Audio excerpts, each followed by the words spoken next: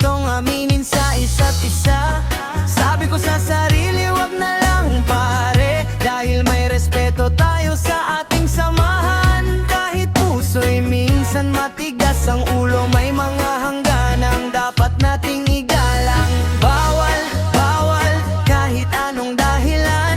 Kumpare mo'y kaibigan, wag nang paglaruan. Kung may pag-ibig, isipin ang bukas. Baka ang pagkakaibigan ay tuluyang magwakas.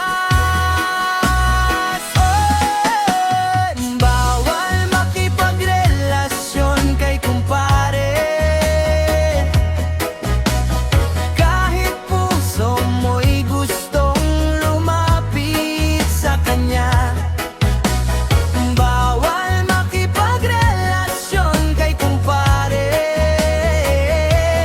dahil respeto ang pundasyon ng samahan natin, pare. Kung may tukso, huwag nang sundan. Kung may damdamin, dapat pag-isipan. Mas mabuti ng puso'y magparaya kaysa mawala ang kaibigan dahil sa pag-ibig na pansamantala.